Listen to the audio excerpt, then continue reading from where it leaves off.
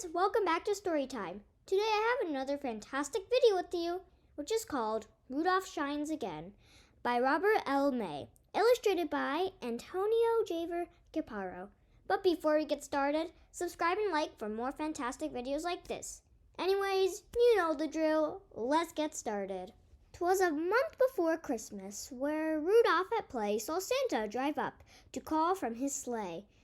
The weatherman says there'll be snow Christmas Eve, so please tell your parents I'd like you to leave. To lead all my dear through the dark, snowy night, with you shining red nose and its wonderful light. Meanwhile, of course, you can work on the toys we'll be taking this Christmas to good girls and boys. As Rudolph was hitched up at the front of the rest, he heard the deeper whisper, "What makes him the best? You're bigger and stronger and older, you said it, but we got the backaches, while he gets the credit." The deer in the workshop were mean to him too. They gave him the messiest gluing to do. He carried the heaviest loads of them all, and when football was played, they made Rudolph the ball.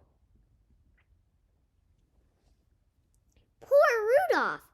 He worried, he wept, he whined, and the more he shed tears, the less his nose just shined. "Oh, poor little me," he would pity and pout, till one day the light in his nose just went out. "With this nose I could never lead Santa's sleigh. I'm useless here now, so why should I stay?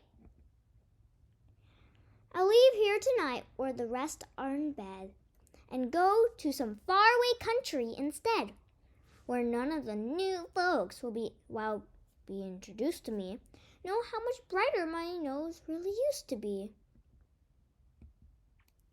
He left and traveled for mile after mile, till one day, when ready to rest for a while, in a field with a very thick forest behind it, he heard a strange noise. He just couldn't find it until he came close, for darkness was falling. Hundreds of rabbits were crying and calling. "Two of our children, Donnie and Doris, taking a walk, got lost in the forest. It's much, much too dark now to search or to follow them. By morning, a fox or a wolf will have swallowed them.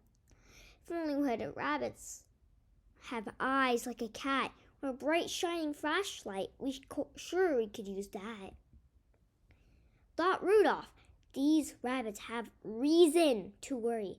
I better stop pitying me in a hurry." And right there and there, Rudolph ended his habits of pouting and tears in the thought of just the rabbits. "I'll find them," he shouted. "I'll find Donnie and Doris with my bright shining nose." He dashed into the forest. Completely forgetting himself and his woes, he even forgotten a change in his nose, because he was running as fast as he could.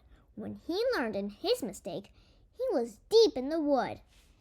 He now faced the risks of the dangerous place, the nose no more bright than one of "On your face." "I promised the rabbits the babies I saved. I may have been stupid, but I gotta be brave. My nose doesn't shine like all the other deers. It's still a good sniffer, though. I still have sharp ears." Quickly and quietly, he ran through the forest, snuffling and listening for Donnie and Doris, sniffling and listening too for the sly foxes and wolves he knew were close by. With all that huge forest to search without light, do you think Rudolph will find them that night? Perhaps it was smartness, perhaps it was luck, perhaps it was a reward for his bravery and pluck, was sent by an angel from way, way up high, who steered Rudolph's feet toward a very small cry. From thick a path of bushes, and that's where he found them, frightened but safe, with leaves piled around them, to keep out of the cold and wild animals too. "I'm your friend," Rudolph whispered. "I've come here for you, to help you get back home, so please have no fears. Just jump on my back and hold tight to my ears. The foxes and wolves here would all like to meet us, in order to hook us and carve us and eat us." So Rudolph bent down and the bunnies obeyed. He then ran so fast that no animal laid claw or a tooth or the bunnies or deer, though two panting wolves came just terribly near. Then out of the woods for a grand happy landing in the field where the crowd of sad rabbits were standing.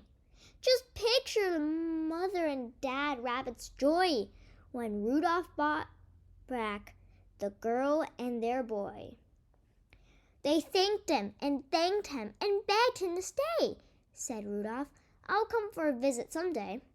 But my job with Santa is to help as I can. I was wrong to go wait for that wonderful man. Perhaps it was caused by my weeping and whining.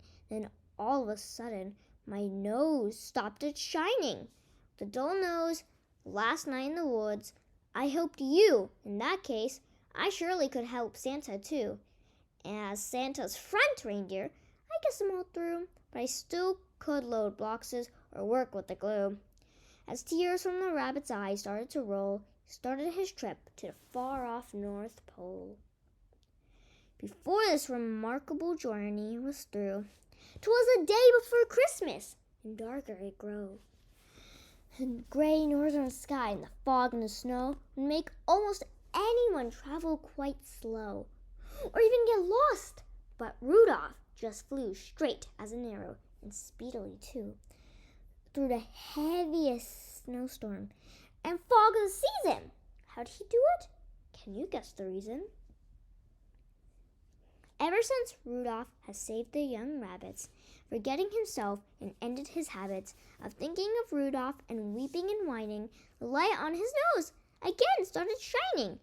At first, very little, too dimly to view with it. Do you think that angel had something to do with it? Then slowly, more bright, like a red glowing coal, until when at last he could see the North Pole. And Santa's big sleigh by the workshop front door shone just as brightly as ever before. The deer were all hitched, the sleigh almost loaded, and Santa so worried he nearly exploded. Wait a moment. Look at his shoes. He's wearing Converse. Kind of like Converse. Without Rudolph's red nose and its wonderful glow, how will I steer through the fog and the snow?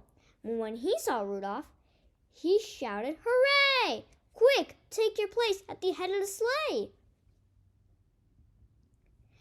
Deer crowded and called, Rudolph, we deer are glad too. Hey, get it? They're deer. Well, reindeer, but we hope you forgive the big loads and the glue. For next year, your job to the shop is a dandy. Next year, your job will be tasting the candy. So happy, young Rudolph led Santa's great sleigh, with Rudolph's red nose again lighting the way through darkness and fog to deliver the toys that were given that Christmas to good girls and boys. Swiftly they traveled as Rudolph's nose shone on each waiting chimney, including your own. The very first sound you could hear on the roof as Santa's sleigh landed was Rudolph's small hoof. Then his nose made the light that gave Santa a view of you and your room when they were through. You might too have heard as they drove out of sight, Merry Christmas to all, and to all a good night. The end. I hope you enjoyed this fantastic story about Rudolph losing his glow from his nose and then getting it back. Subscribe and like for more fantastic videos like this. Bye, reader friends, and keep on reading.